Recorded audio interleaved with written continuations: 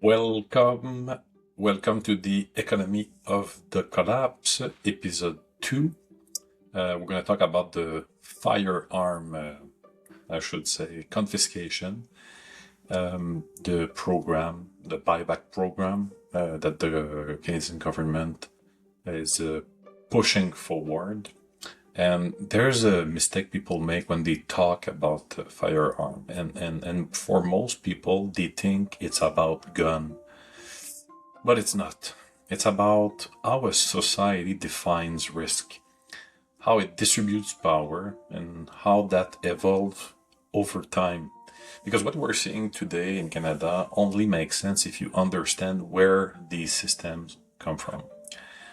Before going further, I want to be precise. This analysis focuses on what we could call core Canada, so the southern province, where the vast majority of Canadians lives. So I'm leaving out Nunavut and the upper part of Northwest Territory and Yukon. According to Statistics Canada, more than 80% of the population lives in urban areas, and that matters because policy follows population through time. Now, if you have a look at firearm-related violence, in major Canadian cities, most incidents involve handguns, often tied to gangs and organized crime. We're not talking about citizens that have a permit here. In 2023, about 49% of firearm-related violent incidents involved handguns, with the utmost concentration in urban center. So it's really like an urban problem, we should say. In rural Canada, the reality is different. We mostly find rifle and shotgun for hunting. There's a direct connection to hunting in the daily life. In terms of police response time, it can be like even more than an hour in some area. So we're not dealing with the same issue at all. We're dealing with two different realities under one national policy in Canada.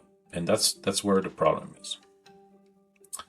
And here's a critical data point also. In cities like Toronto, police have stated that up to 88% of gun crime originate from firearms that came from the United States through our porous border, criminal network, Indian Reserve, First Nation Reserve, and so on, which raises a structural question. If most urban gun violence is driven by illegal firearms, what exactly are we solving when we regulate legal ownership with so many resources engulfed into this issue? Now this is where it gets very interesting, because to understand the difference between Canada, let's say, and the United States, you have to go back to the beginning. When the United States was founded in the late 18th century, it was overwhelmingly rural. People lived in dispersed communities. There was no centralized policing as we understand it today. It was the same for Canada. Security was local. Self-reliance was necessary. And in that context, the right to bear arms was not theoretical. It was functional of the daily life. And that's why it was embedded in the Constitution at the time. Not as a modern political statement, but as a reflection of the lived reality of the time. And it was the same in Canada. Now fast forward. Today, the United States is also highly urbanized. Around 80% of Americans live in urban areas as Canadians, even if Canada has a higher number. So societies change, but the Constitution didn't, and that creates the tension in the US. Because today, in major US cities, many people support stricter gun control, but structural limit exists to prevent that. So the Second Amendment and the separation of power makes sweeping federal restriction very, very difficult. And that's a good thing for those who live in rural area, for sure. So you end up with a modern urban society constrained by historical rural constitutional framework, which is not the case in Canada. Canada has a different path.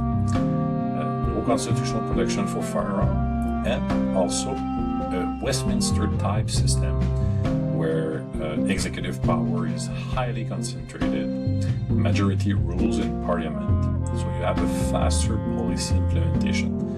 So as Canada got more urbanized, there was no structural barrier,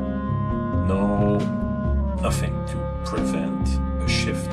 So policy evolved closely with population, which is not the case in the US.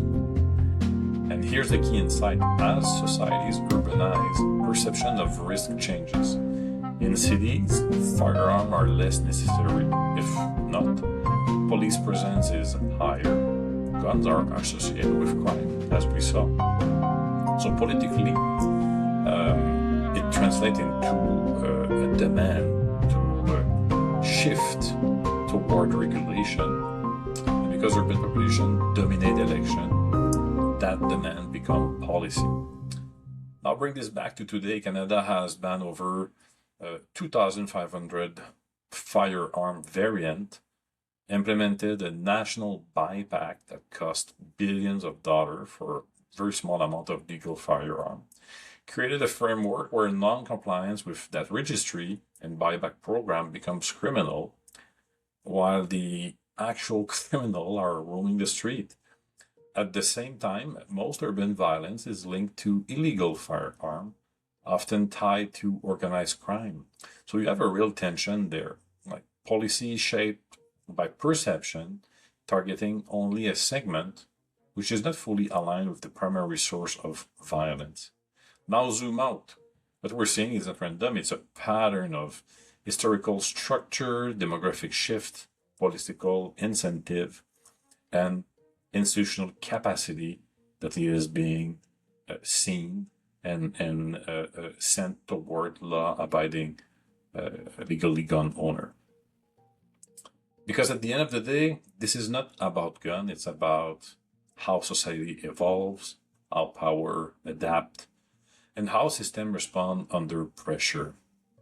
The government can deflect and align discourse and show virtue signaling going after firearms for their urban voters, while the actual cause of the violence is not addressed, because it's much more it's way harder to actually do something about the real crimes and the actual cause of that than just create these confiscation program and then reap the benefit of being tough on crime, while at the same time they're not at all.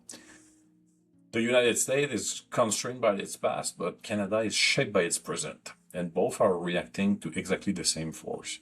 Urbanization changing how people perceive risk. And this is not about fear, it's about clarity, because once you understand the timeline, you understand the structure. And that's what we're trying to do at the Economy of the Collapse. We're still calibrating a little bit the show. We had some technical issue with the quality of the online studio. This seems to be being resolved as we speak. So stay tuned, that's going to evolve in the next few weeks. And we're going to try to bring always an angle that is not necessarily discussed in the mainstream media or the mainstream forum to think about these kind of issues. So we'll wish you a great day and also happy Easter to all.